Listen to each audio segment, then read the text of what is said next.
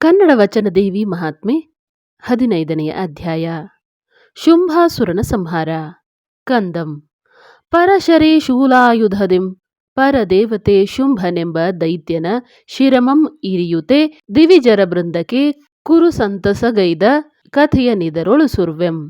ಅನಂತರದಲ್ಲಿ ಪರಶಿವನು ನಂದೀಶ್ವರನನ್ನು ಕುರಿತು, ಎಲೈ ನಂದಿಯೇ ಕೇಳು. ಈ ಪ್ರಕಾರವಾಗಿ ನಿಶುಂಭನ ಮುಂಡವು ರಣರಂಗದಲ್ಲಿ ಕಾದಾಡಿದ ರೀತಿಯನ್ನು ಕೇಳಿ ದುಃಖಿಸುತ್ತಾ ಶುಂಭನು, ಅಯ್ಯೋ, ನನ್ನ ಬಲಭುಜವು ಮುರಿದು ಹೋಯಿತೆ. ದೇವತೆಗಳ ಗಂಡನಾಗಿ ಚಂಡ ಪರಾಕ್ರಮಿ ಎನಿಸಿ ಉದ್ದಂಡ ವೀರನಾಗಿದ್ದ ನನ್ನ ತಮ್ಮನು ಸತ್ತನೆ. ಇನ್ನು ನನಗೆ ಧಿಕ್ಕಾರು. ಆಹಾ, ನಿಶುಂಭ, ನನ್ನನ್ನು ಬಿಟ್ಟು ನೀನೆಲ್ಲಿಗೆ ಹೋದೆ ಎಂದು ಪ್ರಲಾಪಿಸುತ್ತಾ ತಮ್ಮನ ರುಂಡ ಮುಂಡಗಳನ್ನು ತಂದು ತನ್ನೆದುರಿಗೆ ಹಾಕಿಕೊಂಡು, ಎಲೈ ನಿಶುಂಭನೇ, ನೀನು ಸತ್ತ ಮೇಲೆ ಈ ಸ್ವರ್ಗಲೋಕವೂ ದೇವತೆಗಳ ಅಧಿಕಾರವೂ ಯಾರಿಗೆ ಬೇಕು? ನೀನಿಲ್ಲದ ಮೇಲೆ ನನ್ನ ಗತಿಯೇನು? ಈ ಚಂಡಿಯೊಡನೆ ಯುದ್ಧ ಮಾಡಿ ಗೆಲ್ಲುವುದನ್ನು ನೋಡತಕ್ಕವರ್ಯಾರು? ಆಹಾ, ಈ ಬ್ರಹ್ಮಾಂಡವನ್ನು ಒಡೆದು ಹಾಕಲೇ, ಹರಿಹರರನ್ನು ಕಡಿದು ತುಂಡು ತುಂಡಾಗಿ ಕತ್ತರಿಸಿ ಭೂತಗಣಗಳಿಗೆ ಹಂಚಿಬಿಡಲೇ? ಅಯ್ಯೋ, ಹೇಳಿದರೆ ಫಲವೇನು? ನನ್ನ ತಮ್ಮನನ್ನು ಕಳೆದುಕೊಂಡು ನಾನೊಬ್ಬನು ಬದುಕಿರುವುದೇತಕ್ಕೆ?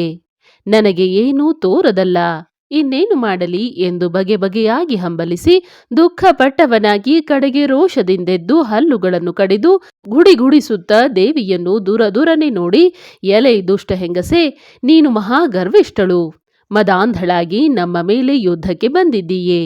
ನಿನ್ನ ಸೊಕ್ಕನ್ನು ಮುರಿದು ಸೊಲ್ಲನ್ನು ಅಡಗಿಸದೆ ಬಿಡಲಾರೆನು ಎಂದು ಗರ್ಜಿಸಿದನು. ಆಗ ದೇವಿಯು ನಸುನಕ್ಕು, ಎಲೈ ಅವಿವೇಕಿಯೇ, ಲೋಕದಲ್ಲಿ ದುಷ್ಟರಾರು, ಶಿಷ್ಟರಾರು, ಕರುಣಿಗಳಾರು, ಕೋಪಿಷ್ಟರಾರು? ಎಲ್ಲರೂ ಉತ್ತಮರೇ. ನಮ್ಮ ಮಾತಿನಿಂದಲೇ ನಮ್ಮ ಗುಣವು ಗೊತ್ತಾಗುತ್ತಿದೆ. ದುಷ್ಟರಾದವರು ಇತರರಲ್ಲಿಯೂ ದುಷ್ಟ ಸ್ವಭಾವವನ್ನೇ ಕಲ್ಪನೆ ಮಾಡುವರು ಅಲ್ಲವೇ ಎಂದು ಕೇಳಲು ರಾಕ್ಷಸನು, ಆಹಾ, ನಿನ್ನ ಭಿನ್ನಾಣದ ಮಾತುಗಳಿಗೆ ನಾನು ಎಂದಿಗೂ ಬೆರಗಾಗಲಾರೆ. ನೀನು ದುಷ್ಟಳಲ್ಲದೆ ಶಿಷ್ಟಳೇ ಆಗಿದ್ದರೆ ಈ ದೇವತೆಗಳು ನೋಡುತ್ತಿದ್ದ ಹಾಗೆ ನಮ್ಮ ಸೈನ್ಯವನ್ನೆಲ್ಲ ಕೊಂದು ತಿಂದು ಸಾಲದುದಕ್ಕೆ ನಿಶುಂಭನನ್ನು ಸಂಹರಿಸಿದೆಯಲ್ಲ. ಇದೆಲ್ಲವನ್ನು ಈಗ ಕಕ್ಕಿಸದೆ ಬಿಡಲಾರೆನು. ನನ್ನ ಶಪಥವನ್ನಾದರೂ ನೋಡು ಎಂದು ಆರ್ಭಟಿಸಿದನು. ಆಗ ದೇವಿಯು, ಎಲೈ ಅವಿವೇಕಿಯೇ, ತಾಮಸಜ್ಞನಾದ ನಿನಗೆ ತಿಳಿಯದು.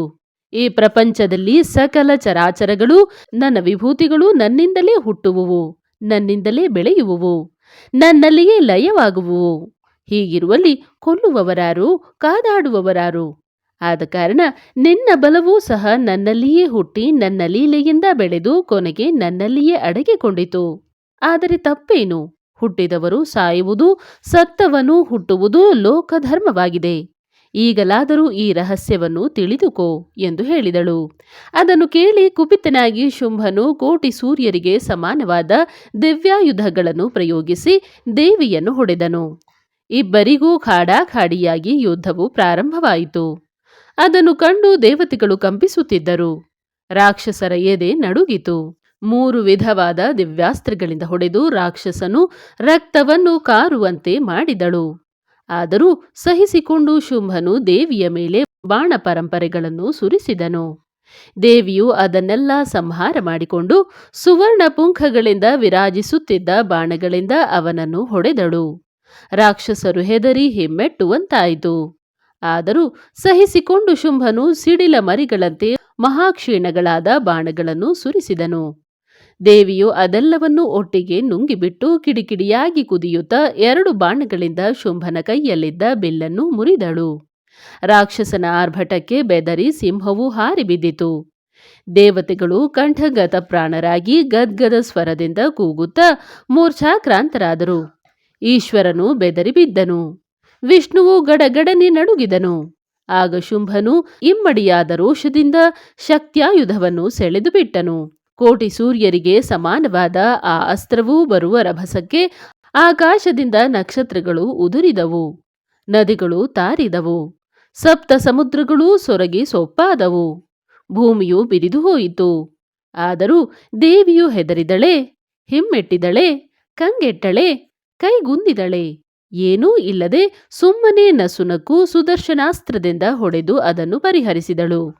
ಬಳಿಕ ರಾಕ್ಷಸನು ಕತ್ತಿಗುರಾಣಿಗಳನ್ನು ಹಿಡಿದು ಯುದ್ಧಕ್ಕೆ ನಿಂತನು. ಶಾಂಭವಿಯು ಅದನ್ನು ಕತ್ತರಿಸಿದಳು. ದೈತ್ಯನು ಮರಳಿ ಕುಪಿತನಾಗಿ ಧನುರ್ಬಾಣಗಳನ್ನು ಹಿಡಿದು ದೇವಿಯನ್ನು ಪ್ರಹರಿಸಿದನು. ದೇವಿಯು ಬಹುಪರಾಕ್ರಮದಿಂದ ಸಹಸ್ರಘಾತವೆಂಬ ದಿವ್ಯಾಯುಧವನ್ನು ಹೊಡೆದು ಅವನ ಧನುಸ್ಸನ್ನು ಮುರಿದು ರಥವನ್ನು ಪುಡಿಪುಡಿ ಮಾಡಿ ಸಾರಥಿಯನ್ನು ಕೊಂದು ಕುದುರೆಗಳನ್ನು ಯಮಪುರಿಗೆ ಕಳುಹಿಸಿದಳು. ಆಗ ಶುಂಭನು ಎಡಗಾಲನ್ನು ಮುಂದಿಟ್ಟು ಮುದ್ಗರವನ್ನು ತಿರುಗಿಸಿ ಹೊಡೆದನು. ಅದು ಕಾರ್ಮುಗಿಲಂತೆ ಕಪ್ಪಾದ ಹೊಗೆಯನ್ನು ಗುಡುತ್ತಾ ಆರ್ಭಟಿಸಿಕೊಂಡು ಬಂದು ಸಪ್ತ ಸಮುದ್ರಗಳನ್ನು ಅಲ್ಲೋಲ ಕಲ್ಲೋಲ ಮಾಡಿತು. ದೇವಿಯು ಅದನ್ನೂ ಹೊಡೆದು ತುಂಡು ಮಾಡಿದಳು. ಆಗ ದೈತ್ಯನು ಕೆರಳಿ ವಜ್ರಮುಷ್ಟಿಯಿಂದ ದೇವಿಯನ್ನು ಪ್ರಹರಿಸಿದನು. ದೇವಿಯಾದರೋ ಅದರಿಂದಲೇ ಅವನನ್ನು ಅಪ್ಪಳಿಸಿದಳು. ಆ ಬಳಿಕ ದೇವಿಯು ಶುಂಭನನ್ನು ಕಾಲಿನಿಂದ ಒದೆದು ಆಕಾಶಕ್ಕೆ ಹಾರಿದಳು. ಆಗ ಶುಂಭನು ಎದೆಯೊಡೆದು ಪುಟಚೆಂಡಿನಂತೆ ಮೇಲಕ್ಕೆ ಹಾರಿ ದೇವಿಯ ತಲೆಯ ಮೇಲೆ ಹೊಡೆದನು. ಅದನ್ನು ತಪ್ಪಿಸಿಕೊಂಡು ಶಂಕರಿಯು ತಾನೂ ಆಕಾಶಕ್ಕೆ ಹಾರಿದಳು. ಇಬ್ಬರೂ ಸ್ವಲ್ಪ ಹೊತ್ತು ಆಕಾಶದಲ್ಲಿ ನಿಂತು ಯುದ್ಧ ಮಾಡಿದರು. ಅಲ್ಲಿ ವಜ್ರಮುಷ್ಟಿಯಿಂದ ಹೊಡೆದು ಒಬ್ಬರಿಗೊಬ್ಬರು ಕಾದಾಡುತ್ತಾ ಇಬ್ಬರೂ ಕೆಳಕ್ಕೆ ಬಿದ್ದು ಒಬ್ಬರನ್ನೊಬ್ಬರು ಒದೆದು ಪ್ರಾಣದ ಮೇಲೆ ಆಸೆಯಿಲ್ಲದೆ ಬಹು ಕ್ರೂರವಾಗಿ ಕಾದಾಡಿದರು. ಕಿಡಿಗಳು ದುರಿ ಸಮುದ್ರಗಳನ್ನು ಹೀರಿದವು. ಸಿಂಹನಾದಕ್ಕೆ ಬ್ರಹ್ಮಾಂಡವು ಬಿರಿಯುವಂತಿದ್ದಿತು. ನೆಲವು ನೀರಿನಲ್ಲಿರುವ ಕಮಲದಂತೆ ಕಂಪಿಸಿತು. ಇಬ್ಬರೂ ಜಟ್ಟಿಗಳಂತೆ ಮಲ್ಲ ಯುದ್ಧ ಮಾಡುತ್ತಿದ್ದರು. ನೆಲವು ಧೂಳು ಧೂಳಾಯಿತು. ಸಮುದ್ರಗಳು ಕಲಕಿ ಹೋದವು. ನದಿಗಳು ಧ್ರುವ ಮಂಡಲಕ್ಕೆ ಹಾರಿದವು. ಹಿಂದೆ ತಾನು ಸಂಹರಿಸಿದ ಮಧುಕೈಟಭರನ್ನು ಮಹಿಷಾಸುರರನ್ನು ಮರೆಯಿಸುವಂತೆ ಸಾಹಸದಿಂದ ಯುದ್ಧ ಮಾಡುತ್ತಿರುವ ಶುಂಭನ ಪರಾಕ್ರಮವನ್ನು ಕಂಡು ದೇವಿಯು ಮೆಚ್ಚಿದರೂ ಬೇಸರಗೊಂಡು ಒಬ್ಬರೊಡನೊಬ್ಬರು ತೆಕ್ಕೆಗೊಂಡು ಸಂದು ಮಾಡಿ ಬಿಗಿ ಹಿಡಿದು ನೆಲಕ್ಕೆ ಬಿದ್ದು ಉರುಳುತ್ತಾ ಜಿಂಕೆಗಳಂತೆ ಹಾರುತ್ತಾ ಮಲ್ಲ ಯುದ್ಧವನ್ನು ಮಾಡಿದರು. ಇಬ್ಬರೂ ಸರಿಸಮಾನರಾಗುತ್ತಾ ಬಂದು ಯುದ್ಧವು ಕೊನೆಗಾಣದಿರಲು ದೇಹದಿಂದ ಸುರಿದ ಬೆವರು ನದಿಯ ಹಾಗೆ ಹರಿಯಿತು. ಬಳಿಕ ಶಾಂಭವಿಯು ಈ ನೀಚನೊಡನೆ ಇನ್ನು ಯುದ್ಧ ಮಾಡುವುದು ಸರಿಯಲ್ಲವೆಂದು ತಿಳಿದು ತನ್ನ ಶೂಲಾಯುಧದಿಂದ ಅವನ ವಕ್ಷಸ್ಥಳವನ್ನು ಇರಿದು ಕೊಂದಳು. ಹೀಗೆ ಶುಂಭನು ಸತ್ತು ಬೀಳುವಲ್ಲಿ ಸಹಸ್ರ ಅಕ್ಷೋಹಿಣಿ ರಾಜರು 3,000 ಅಕ್ಷೋಹಿಣಿ ಯೋಧರು ದೇವಿಯ ಮೇಲೆ ಬಿದ್ದರು. ಆದರೇನು, ಅಸಹಾಯ ಶೂರರಾದ ಸಪ್ತ ಮಾತೃಕೆಯರ ಸಹಾಯದಿಂದ ದೇವಿಯು ಅವರೆಲ್ಲರನ್ನೂ ಕ್ಷಣ ಮಾತ್ರದಲ್ಲಿ ಕೊಂದು ಕೆಡವಿದಳು. ಹೀಗೆ ಸೈನ್ಯ ಸಮೇತನಾಗಿ ಸತ್ತು ಬಿದ್ದ ಶುಂಭನನ್ನು ನೋಡಿ ದೇವತೆಗಳು ಸಂತೋಷದಿಂದ ನಲಿಯುತ್ತಿದ್ದರು. ನದಿಗಳು, ಸಮುದ್ರಗಳು, ದ್ವೀಪಗಳು, ನಕ್ಷತ್ರಗಳು, ಪರ್ವತಗಳು, ಪೃಥಿವಿ, ಆಕಾಶಗಳು, ಮೇಘಗಳು ಸಹ ನಿಶ್ಚಲವಾದ ಭಕ್ತಿಯಿಂದ ದೇವತೆಗಳೊಡನೆ ದೇವಿಯನ್ನು ಸ್ತುತಿಸುತ್ತಿರಲು ತುಂಬುರರು ಗಾನ ಮಾಡುತ್ತಿದ್ದರು. ಅಪ್ಸರರು ನರ್ತಿಸಿದರು. ಸೂರ್ಯನು ಪ್ರಸನ್ನನಾಗಿ ತೇಜಸ್ಸಿನಿಂದ ಹೊಳೆಯುತ್ತಿದ್ದನು. ವಾಯುವು ಶೀತಳನಾಗಿ ಸಂಚರಿಸುತ್ತಿದ್ದನು. ದೇವತೆಗಳು ತಮ್ಮ ಕಷ್ಟವೆಲ್ಲ ಪರಿಹಾರವಾಗಿ ತಮ್ಮ ತಮ್ಮ ನಿಜಾಧಿಕಾರಗಳು ತಮಗೆ ಸಿಕ್ಕಿದವೆಂದು ಸಂತೋಷದಿಂದ ಮಹಾದೇವಿಯನ್ನು ಹೊಗಳುತ್ತಿದ್ದರೆಂದು ಪರಶಿವನು ನಂದೀಶನಿಗೆ ಹೇಳಿದ ಕಥೆಯನ್ನು ಸೂತ ಮಹಾಮುನಿಯು ಶೌನಕಾದಿಗಳಿಗೆ ಹೇಳುತ್ತಿದ್ದನೆಂಬಲಿಗೆ ಕಲ್ಯಾಣಪುರಿ ನಿಲಯ ಕವಿ ನಾಗಶರ್ಮ ಪ್ರಣೀತ ದೇವಿ ಮಹಾತ್ಮೆಯ ವಚನ ಕಾವ್ಯದಲ್ಲಿ ಶುಂಭಾಸುರ ಸಂಹಾರವೆಂಬ 15ನೆಯ ಅಧ್ಯಾಯಕ್ಕೆ ಮಂಗಳಮಸ್ತು. ಶ್ರೀ ಶ್ರೀ ಶ್ರೀ. 16ನೆಯ ಅಧ್ಯಾಯ ದೇವತೆಗಳು ಮಾಡಿದ ನಾರಾಯಣಿ ಸ್ತುತಿ. ಕಂದಂ. ಸುರತತಿ ಕೋರಿದ ವರಮಂ ಪರದೇವತೆ ಸಲಿಸುತ್ತವರ ರಕ್ಷಿಸಲೊಲವಿಂ ಹರಿಹರರವಳಂ ಹೊಗಳುತ್ತೆ ಪರಿಪರಿಯಿಂ ಸ್ತೋತ್ರ ಕೈದ ಕಥೆಯನು ಸುರ್ವೆಂ. ಎಲೈನಂದೀಶ್ವರನೇ ಕೇಳು. ಇದುವರೆಗೆ ನೀನು ಕೇಳಿದ ಕಥೆಯಿಂದ ಮಹಾದೇವಿಯು ದೇವತೆಗಳಿಗಾಗಿ ಶ್ರಮಪಟ್ಟು ಧರ್ಮೋದ್ಧಾರ ಮಾಡಲೆಣಿಸಿ ದೈತ್ಯರನ್ನು ಕೊಂದು ದೇವತೆಗಳಿಗೆ ಬಂದಿದ್ದ ಕಷ್ಟವನ್ನು ಪರಿಹರಿಸಿದಳೆಂಬುದು ನಿನಗೆ ಚೆನ್ನಾಗಿ ತಿಳಿಯಿತಲ್ಲವೇ? ಮೊದಲು ಮಧುಕೈಟಭರನ್ನು, ಅನಂತರ ಮಹಿಷಾಸುರನ ಸೈನ್ಯವನ್ನು, ಆ ಬಳಿಕ ಅಸಿಲೋಮ ಉದಗ್ರರನ್ನು, ಆಮೇಲೆ ಚಕ್ಷುರನನ್ನು, ಬಳಿಕ ಬಿಡಾಲನನ್ನು ಸಂಹರಿಸಿ ಕಡೆಗೆ ಮಹಾಶತ್ರುವಾದ ಮಹಿಷನನ್ನು ಕೊಂದು ದೇವತೆಗಳಿಗಾಗಿದ್ದ ಸ್ಥಾನಭ್ರಷ್ಟತೆಯನ್ನು ತಪ್ಪಿಸಿ ಅವರವರ ಅಧಿಕಾರದಲ್ಲಿ ಅವರಿರುವಂತೆ ನೇಮಿಸಿದಳು. ಅಂಥ ಉಪಕಾರವನ್ನು ಸ್ಮರಿಸಿಕೊಂಡು ದೇವತೆಗಳು ಭಕ್ತಿಯುಕ್ತರಾಗಿ ಮಹಾದೇವಿಯನ್ನು ಧ್ಯಾನಿಸುತ್ತಲೂ ಪೂಜಿಸುತ್ತಲೂ ಹೊಗಳುತ್ತಲೂ ಸುಖದಿಂದ ರಾಜ್ಯವಾಳುತ್ತಿದ್ದರು. ಆದರೇನು, ಅದೃಷ್ಟ ಪರಿಪಾಕವು ಎಂಥವರನ್ನೂ ಬಿಡದೆ ಕಾಡಿಸುವುದಲ್ಲವೇ? ಕೆಲವು ಕಾಲದ ಮೇಲೆ ರಾಕ್ಷಸ ವಂಶೋದ್ಭವರಾದ ಶುಂಭ ನಿಶುಂಭರೆಂಬ ದೈತ್ಯರು ಪ್ರಬಲರಾಗಿ ದೇವತೆಗಳನ್ನು ಸದೆಬಡಿದು ಅಷ್ಟದಿಕ್ಪಾಲಕರನ್ನು ಭ್ರಷ್ಟರಾಗಿ ಮಾಡಿ ಸ್ವರ್ಗಾಧಿಕಾರವನ್ನು ಸೂರೆಗೊಂಡು ಮರಳಿ ದೇವತೆಗಳನ್ನು ಹೊಡೆದೋಡಿಸಿದರು. ದಿಕ್ಕುಗೆಟ್ಟು ಅನಾಥರಾದ ದೇವತೆಗಳು ಮರಳಿ ಮಹಾದೇವಿಯನ್ನು ಮೊರೆಹೊಕ್ಕರು. ಕರುಣಾನಿಧಿಯಾದ ಜಗದಂಬಿಕೆಯು ಮನಮರುಗಿ ದೇವತೆಗಳನ್ನು ಸಂತೈಸಿ ನಾನಾ ಉಪಾಯಗಳನ್ನು ಹುಡುಕಿ ಕ್ರೂರರಾಗಿ ಲೋಕಕಂಟಕರಾಗಿ ಬಾಳುತ್ತಿದ್ದ ಶುಂಭ ನಿಶುಂಭರು ತಾವಾಗಿಯೇ ತಾನಿದ್ದ ಕಡೆಗೆ ಬರುವಂತೆ ಏರ್ಪಡಿಸಿಕೊಂಡು ತನ್ನ ಮೇಲೆ ಕಾದುವುದಕ್ಕೆ ಬಂದ ಗಂಡುಗಲಿಗಳಾದ ಆ ರಾಕ್ಷಸರನ್ನು ಅವರ ಸೈನ್ಯವನ್ನೂ ನಿರಾಯಾಸವಾಗಿ ಸಂಹರಿಸಿ ದೇವತೆಗಳಿಗೆ ಅಭಯವನ್ನು ಕೊಟ್ಟು ಅವರವರ ರಾಜ್ಯಗಳಿಗೆ ಹೋಗಿ ಸುಖದಿಂದ ಬಾಳುವಂತೆ ಅಪ್ಪಣೆ ಮಾಡಿದಳು. ಈ ಪ್ರಕಾರವಾಗಿ ತಮಗೆ ಎರಡನೆಯ ಸಲ ಮಹತ್ತಾಗಿ ಬಂದಿದ್ದ ಸಂಕಟವನ್ನು ತಪ್ಪಿಸಿ ಸೇನಾ ಸಹಿತರಾದ ಶುಂಭ ನಿಶುಂಭರನ್ನು ಕೊಂದು ದೇವತೆಗಳನ್ನು ಪರಿಪಾಲಿಸಿದ ಉಪಕಾರ ಸ್ಮರಣೆಯಿಂದ 33 ಕೋಟಿ ದೇವತೆಗಳು ಒಟ್ಟಾಗಿ ಗುಂಪು ಕೂಡಿ ನಾರಾಯಣ ಸ್ವರೂಪಳಾದ ದೇವಿ ಮಹಾದೇವಿಯನ್ನು ವೇದ ವಚನಗಳಿಂದ ಹೀಗೆ ಸ್ತೋತ್ರ ಮಾಡಿದರು. ಹೇಗೆಂದರೆ, ಮುಂಡಮರ್ಧನೆ ರುಂಡಮಾಲಿನಿ ಚಂಡಿ ದಂಡಾಯುಧೆ ಬ್ರಾಹ್ಮಿ ವೈಷ್ಣವಿ ಮಾಹೇಶ್ವರಿ ಉಮೆ ಹೈಮವತಿ ಸರ್ವೇಶ್ವರಿ ದುರ್ಗಿ ಮಹಾದುರ್ಗಿ ಅನಂತೆ ಅಖಿಲಾಂಡ ಕೋಟಿ ಬ್ರಹ್ಮಾಂಡ ನಾಯಕಿ ಶಿವೆ ಶಾಶ್ವತ ಸ್ವರೂಪೆ ಖಡ್ಗಧಾರಿಣಿ ಚಕ್ರಹಸ್ತೆ ಶೂಲಾಯುಧೆ ಮುಸಂಡಮಂಡಿತೆ ಮುದ್ಗರಾಯುಧೆ ಹಲಕೋದಂಡ ಮಂಡಿತೆ ಘೋರ ಸ್ವರೂಪೆ ನಾರಾಯಣಿ ನಿನಗೆ ನಮಸ್ಕಾರ. ನಮ್ಮನ್ನು ರಕ್ಷಿಸು. ಭದ್ರೇ ಭದ್ರಕಾಳಿ ಭವಾನಿ ಭಕ್ತವತ್ಸಲೆ ಸರ್ವಮಂಗಳೇ ಪಾರ್ವತಿ ಅನ್ನಪೂರ್ಣೆ ರೌದ್ರಿ ಅಂಬೆ ಜಗದಂಬೆ ಶಾಕಂಭರಿ ಮಹೇಶ್ವರಿ ಭುವನೇಶ್ವರಿ ಜಗನ್ಮಯೇ ಜಗನ್ಮಾತೆ ನಾರಾಯಣಿ ನಿನಗೆ ನಮಸ್ಕಾರ. ನಮ್ಮನ್ನು ಕಾಪಾಡು. ಮೇನಕಾತ್ಮಜೆ ಮಾಂಸಭಕ್ಷಿಣಿ ಧ್ಯಾನರೂಪಿಣಿ ಕರಾಳವದನೆ ಯೋಗಿನಿ ತಪಸ್ವಿನಿ ಮಹಾಶಕ್ತಿ ಮಹಾಕಾಳಿ ಸುಜ್ಞಾನರೂಪಿಣಿ ಧೀರೆ ಧೀಮತಿ ಸ್ವಾನುಭವೆ ಅಚ್ಯುತೆ ಭಸ್ಮಾಂಗಿ ಭಗವತಿ ನಿನಗೆ ನಮಸ್ಕರಿಸುವೆವು. ಲೋಕಗಳನ್ನು ಸುಖದಿಂದಲೂ ಧರ್ಮದಿಂದಲೂ ಕಾಪಾಡು. ಪ್ರೇತವಾಸಿನಿ ಸರ್ವಭೂತ ನಿವಾಸೆ ಗಿರಿಜೆ ಸತ್ಯೆ ನಿತ್ಯೆ ಭೂತನಾಥೆ ಶಂಕರಿ ಭಯಂಕರಿ ಪ್ರೀತಿ ಪುಣ್ಯೆ ತ್ರಿನೇತ್ರೆ ಈಶ್ವರಿ ಮಾತೃಭೂತೆ ಧಾತ್ರಿ ಪೀತಾಂಬರಿ ನಿನಗೆ ನಮಸ್ಕಾರ. ನಿನ್ನ ಭಕ್ತರನ್ನು ಉದ್ಧರಿಸು. ಶುದ್ಧ ಚೈತನ್ಯೆ ಸಿದ್ಧ ಖೇಚರಿ ರುದ್ರಯಾಮಳೆ ರುದ್ರರೂಪಿಣಿ ದೈತ್ಯಶಮನಿ ಬುದ್ಧಿ ಸಾಕ್ಷಿಣಿ ವೀರಾಗಿಣಿ ವಿಶಾಲಾಕ್ಷಿ ವಿಮಲೆ ಶಾಂತೆ ಶಾಂಭವಿ ಮುಗ್ಧೆ ಮೂಢೆ ವಿವೇಕಿನಿ ಪದ್ಮಾಕ್ಷಿ ಪದ್ಮಾನನೆ ನಿನಗೆ ನಮಸ್ಕಾರ. ನಮ್ಮನ್ನು ಸದಾ ಸಂರಕ್ಷಿಸುತ್ತಿರು.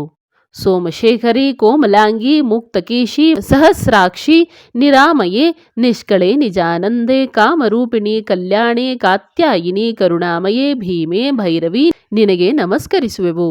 ನಮ್ಮನ್ನು ಕೈ ಹಿಡಿದು ಕಾಪಾಡು. ವೀಣಾಗಾನ ವಿನೋದಿನಿ ನಾರಸಿಂಹಿ ನಾದಬಿಂದು ಕಳಾತೀತೆ ಪರಾಂಬೆ ಪ್ರತಿವಾದಿ ಭಯಂಕರಿ ವಾಗಗೋಚರೆ ಅವ್ಯಯೇ ಶತ್ರುದಮನಿ ಶಾಶ್ವತ ರೂಪೆ ನಿನಗೆ ನಮಸ್ಕಾರ. ನಿನ್ನ ಭಕ್ತರಾದ ನಮ್ಮನ್ನು ಪರಿಪಾಲಿಸು. ವಿಕಟಾಂಗಿ ಯಂತ್ರರೂಪಿಣಿ ಮಹೋದರಿ ಮಂತ್ರಾನನೆ ಮಂತ್ರದೇವತೆ ಮಂತ್ರಮೂರ್ತಿ ಜಟಾಧರಿ ಗಾಯತ್ರಿ ನಿನ್ನನ್ನು ನಂಬಿದೆವು. ನಮ್ಮನ್ನು ಸಂರಕ್ಷಿಸು.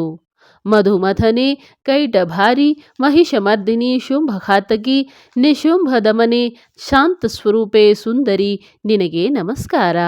ದೇವತೆಗಳನ್ನು ದಯದಿಂದ ಉದ್ಧರಿಸು. ಆರ್ಯೆ ಶಿವೆ ಇಂದ್ರಾಕ್ಷಿ ಕ್ಷತ್ರೇಶ್ವರಿ ಹ್ರೀಂಕಾರಿ ಶಂಕರಿ ಖಟ್ವಾಂಗಿ ಭೀಮೆ ನೃಸಿಂಹೆ ಚಾಮುಂಡೆ ಭ್ರಾಮರಿ ಮಹೇಂದ್ರಿ ರಕ್ತದಂತೆ ಶಿವದೂತಿ ವಾರಾಹಿ ಮಾಹೇಶ್ವರಿ ನಾರಾಯಣಿ ನಮೋಸ್ತುತೆ ನಮೋ ನಮೋ ಎಂದು ಹೊಗಳುತ್ತಿದ್ದರು. ಅದನ್ನು ಕೇಳಿ ಸಂತುಷ್ಟಳಾದ ದೇವಿಯು ದೇವತೆಗಳನ್ನು ಕುರಿತು, ಎಲೈ ಭಕ್ತಾಗ್ರಣಿಗಳಿರ, ಈಗ ನಾನು ಹೇಳುವುದನ್ನು ಸಾವಧಾನದಿಂದ ಕೇಳಿರಿ. ಏನೆಂದರೆ, ವರ್ತಮಾನ ವೈವಸ್ವತ ಮನ್ವಂತರದ 28ನೆಯ ಯುಗದಲ್ಲಿ ಮರಳಿ ಈ ಶುಂಭ ನಿಶುಂಭರು ಜನಿಸುವರು. ಅವರನ್ನು ಸಂಹರಿಸುವುದಕ್ಕಾಗಿ ನಾನು ದ್ವಾಪರ ಯುಗದ ಕೊನೆಯ ಭಾಗದಲ್ಲಿ ಯಶೋಧಾದೇವಿಯ ಗರ್ಭವನ್ನು ಆಶ್ರಯಿಸಿ ದುರ್ಗಿಯಾಗಿ ಹುಟ್ಟುವೆನು. ಈ ವಿಚಾರವನ್ನು ನೀವು ಮರೆಯಬೇಡಿ. ನನ್ನ ಚರಿತ್ರೆಯಾದ ಈ ದೇವಿ ಮಹಾತ್ಮೆಯಲ್ಲಿ ಬರುವ ಮಧು ಕೈಠಭರ ವಧೆ, ಮಹಿಷಾಸುರನ ಸಂಹಾರ, ಶುಂಭ ನಿಶುಂಭರ ಸಂಹಾರವನ್ನು ದೇವಾಲಯದಲ್ಲಿ ಕುಳಿತು ಪಾರಾಯಣ ಮಾಡಬೇಕು. ಭಕ್ತಿಯುಕ್ತರಾದವರು ನಿತ್ಯದಲ್ಲಿಯೂ ಪಠಿಸುವುದರಿಂದ ಯಾವ ದೋಷವೂ ಇಲ್ಲ, ಶ್ರೇಯಸ್ಸು ಹೆಚ್ಚುವುದು. ಆದರೆ ಉಭಯ ಪಕ್ಷಗಳಲ್ಲಿಯೂ ತದಿಗೆ ಷಷ್ಠಿ ಅಷ್ಟಮಿ ನವಮಿ ಚತುರ್ದಶಿ ಪೂರ್ಣಿಮೆಗಳಲ್ಲಿಯೂ ಶುಕ್ರವಾರ ಮಂಗಳವಾರಗಳಲ್ಲಿಯೂ ಇವೆಲ್ಲಕ್ಕಿಂತಲೂ ಅತಿಶಯವಾದ ಶರನ್ನವರಾತ್ರಿಯಲ್ಲಿಯೂ ಅರ್ಚನೆ ಅಭಿಷೇಕಾದಿಗಳಿಂದ ನನ್ನನ್ನು ತೃಪ್ತಿಪಡಿಸಿ ಅನ್ನದಾನ ಪುರಸ್ಸರವಾಗಿ ದೇವಿ ಮಹಾತ್ಮೆಯನ್ನು ಪಠಿಸಿದರೆ ಮಹಾಫಲವುಂಟು.